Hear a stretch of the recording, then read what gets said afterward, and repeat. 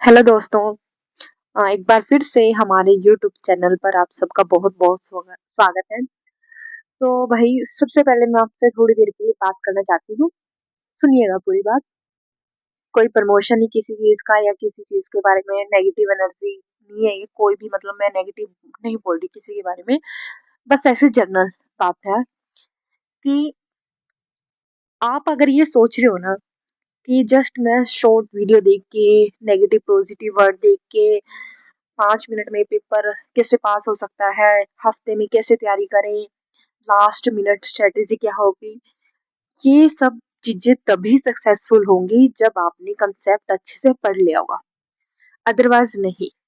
अगर आप अपनी ईगो को बूस्ट देना चाहते हो कि ना मेरा तो हो जाएगा जी ऐसे ही, तो सही है।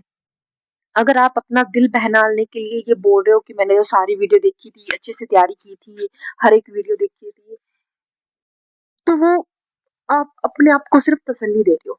अगर आप उसको कनेक्ट करके देखोगे ना रियल सिचुएशन से, तो वहां पर वो नहीं फिट बैठेगी। आप पेडागोजी के कुछ सेक्शन को ट्रिक से कर सकते हो, ये 100% बात सच है, बट हर एक क्वेश्चन को नहीं कर सकते। सेकंड चीज, पेडागोजी ही आपको पास नहीं करा सकती। कई बार आपको कंसेप्ट क्लैरिटी होनी बहुत जरूरी होती है। और साथ साथ आप ये भी देखिए कि एसएसटी में 40 नंबर में जो हिस्ट्री और पॉलिटिकल के क्वेश्चन आते हैं ना, वो एनसीईआरटी से आते हैं और कहीं से नहीं आते। आप कितनी वीडियो लगा लो, कितनी मैराथन, सब व्यर्थ है अगर आप एनसीईआरटी से रिलेटेड मैराथन नहीं लगाओगे। बहुत अच्छे से डीप में कंसेप्ट आते हैं भाई। और आप प्रीवियस पेपर चेक करना, तब आपको ये बात मेरी बहुत अच्छे से समझ आएगी कि हाँ ये क्यों बोल रही हूँ मैं ऐसा। तो चलिए अब मैं इस वीडियो को शुरू कर रही हूँ।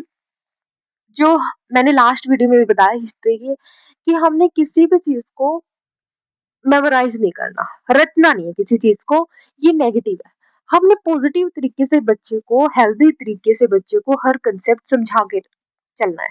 और यही इस वीडियो का मेन मकसद है कि जहां पर भी आपको पेडागोजी में मेमोराइज, लेक्चर मेथड, अगर क्लास में मैप ही नहीं यूज हो रहा तो वो ज्योग्राफी की क्लास कैसे हो सकती है। आप ही बताइए कि ज्योग्राफी की क्लास में क्या है, मैप ही है। मैप दिखाओ, आप उनको उनको रेखाओं के बारे में बताओ, मैप से देश विदेश के बारे में बताओ, महाद्वीपों के बारे में बताओ, तो वो एक्चुअल जब देखेंगे ना मैप पे तब उनको ज्यादा समझ आएगा। तो उनको खुद करने दो, लर्निंग बाय डूइंग करने दो, मैथ से करने दो। फील्ड वर्क बहुत अच्छा एक वर्क माना जाता है पेडागोजी में। और उनको डिसीजन खुद लेने दो, वो डिस्कस करने दो उनको।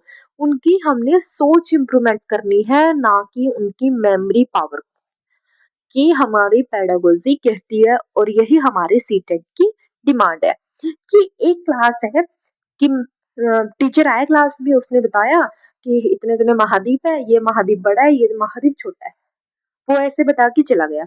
देन एक टीचर आई, उसने बताया नहीं कुछ भी, वो मैप्स लेके आई, वो ग्लोब लेके आई, उसने दिखाया, उसने पिक्चर्स दिखाई, बच्चों ने देखा। देन पूछा कि कौन सी जगह बड़ी दिख रही है, तो ये बड़ा महाद्वीप है। कौन सी छोटा दिख रही है, तो छोटा है। तो जब आप दिखाते हो, करवाते हो, तो वो ज्यादा जल्दी सीख जाएंगे। इसी से रिलेटेड हमारा बाल एक्ट आया, यानी बिल्डिंग एज लर्निंग एड। इसकी फुल फॉर्म भी पूछ लेते हैं। क्या था ये बाल एक्ट, कि आप मैप्स कितने ले आओगे, कितनी चीजें ले आओगे, आप क्लासरूम को ही बदल दो। क्लासरूम को इतना डेकोरेट कर दो कि बच्चा वहां से बहुत कुछ सीख जाए। आपने हिंदी में एक टर्म पढ़ी होगी, समृद्ध भाषा परिवेश, ये वही है कि उनका भाषा जो परिवेश है, उनका वातावरण है, वही हमने बहुत अच्छे से इनरिच कर देना है। कि अगर वो सीढ़ियों पे चल रहा है, आपने देखा होगा कि सीढ़ियों पे गिनतियां लिख देते हैं, 1 2 3 4, पूरी कलरफुल दीवारें होती है, कहीं मैप बना दिए, कहीं नदियां बना दी, कहीं राज्य राजधानी लिख दी, है ना।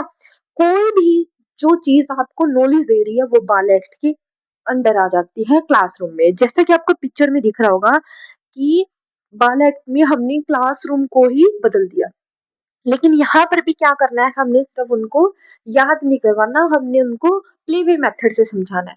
जैसे कि एक तो आप उन लिखी हुई गिनतियों को 1 2 3 रटवा दो, एक आप उनसे कोई ना कोई गेम करवा के और फिर उनको सिखाओ, तो वो ऑटोमेटिकली और नेचुरल सीख जाओगे। तो बच्ची को नेचुरल सीखने दो, ना कि मेमोराइज बेस पे। तो हमारी पेडागोजी क्या कहती है, कंसेप्चुअल अंडरस्टैंडिंग होनी चाहिए कि बच्चे को हर एक कंसेप्ट की नॉलेज होनी चाहिए, एक्टिविटी बेस्ड लर्निंग होनी चाहिए, हमारी मैप्स और रियल लाइफ सिचुएशन हमने यूज करनी है वहां पर, इंक्वायरी करनी है, डिसीजन मेथड यूज करना है, डिस्कशन मेथड यूज करना है, क्रिटिकल थिंकिंग यूज करनी है। बच्चे जितना हो सके उनको हमने छूट देनी है कि आप सीखो, आप करो। और भाई एक यहाँ से क्वेश्चन जरूर आता है, ये मैंने हिस्ट्री की भी वीडियो में बोला था, primary source and secondary source. Primary source भी होते हैं जब आप डायरेक्ट चीजों से कुछ सीखते हो। डायरेक्ट मीन्स जैसे आप किसी फील्ड ट्रिप पे गए हो, आपने जो वहां पर जैसे कोई खुदाई कर ली, मिट्टी से आपको कुछ मिल गया, कोई सिक्का मिल गया, कोई छोटा मोटा औजार मिल गया, कुछ भी मिल गया, यानी वो डायरेक्ट चीज होगी आपकी। लेकिन अगर आप उसके ऊपर फिर सर्च करने लगे और सर्च करके आपने उसके बारे में लिख दिया, टेक्स्ट बुक में लिख दिया, कहीं पर भी लिख दिया, तो वो क्या होगा, सेकेंडरी। तो प्राइमरी सोर्स और सेकेंडरी सोर्स के होते हैं, ये बिल्कुल अच्छे से करके जाना, क्योंकि सीटेट यहाँ से क्वेश्चन पूछते हैं कि प्राइमरी आंकड़े कौन से होते हैं, किस पर्पज से यूज होते हैं, और सेकेंडरी आंकड़े। अब एक मेथड पे नजर डालो कि हमारी ज्योग्राफी ओल्ड मेथड क्या थे और न्यू मेथड क्या थे। ओल्ड मेथड था टेक्स्ट बुक पे, कि टेक्स्ट बुक से लेसन को पढ़ा दूं, या फिर पैसिव लर्निंग जहां पर टीचर पढ़ा रहा है और बच्चा सिर्फ सुन रहा है, बच्चे की कोई भी जानने की कोशिश नहीं कर रहे कि बच्चा कितना सीख रहा है, कैसे सीख रहा है। वन वे लेक्चर होता था कि टीचर बोल रहा है, बस बच्चे सुन रहे हैं, नो प्रैक्टिकल वर्क होता था, और कोई भी मतलब चीजें करवाई नहीं जाती थी। एक तो हम माउंटेन के बारे में पढ़ा रहे हैं, एक उनको बोले माउंटेन बना के लाओ, तो उसमें ज्यादा जल्दी सीखता है बच्चा।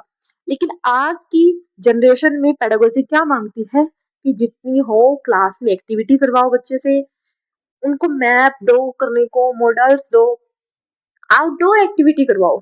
ये भी नहीं कि क्लास क्लास में एक्टिविटी, हम गार्डन, स्कूल का गार्डन है उसमें भी एक्टिविटी करवा सकते हैं, हम उनके आसपास की परिवेश से जुड़ी भी चीजें करवा सकते हैं, क्योंकि एवरी चाइल्ड जो है हमारा स्पेशल चाइल्ड है, हर माइंड अलग है, तो हमने उनको अलग तरीके से लेना है। लेकिन अलग तरीके से ये मतलब नहीं है कि उनको बिल्कुल सेपरेट कर दूं, हमने सबको साथ लेके चलना है, इंक्लूसिव एजुकेशन पे ध्यान देना है, नोट सेग्रेशन पे।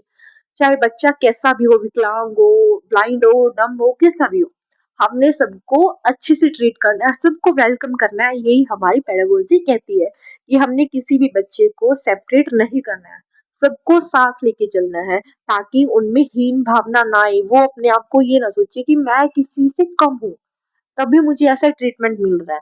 इसी वजह से स्कूल में आपने देखा होगा रैंप यूज किए जाते हैं, ये क्वेश्चन आ जाता है कि बच्चों के लिए क्या क्या सुविधाएं हो सकती है, तो रैंप बनवा दी उनके लिए बोलती हुई किताबें आ गई, ऑडियो विजुअल का प्रयोग होने लगा, ब्रेल लिपि आ गई, साइन लैंग्वेज, तो ये सारे निशान इन्हीं के है कि सबको हम साथ लेके चल रहे हैं, ठीक है। तो हमारी कोशिश होनी चाहिए, हमने हर बच्चे को इन्वॉल्व करना है और उनको अपॉर्चुनिटी देनी है बोलने की, एक्टिविटी करने की। तो ये थी भाई हमारी पेडागोजी की वीडियो। कैसी लगी है वीडियो, तो वीडियो अगर अच्छी लगी तो वीडियो को लाइक करना। हम मिलते हैं आपको नेक्स्ट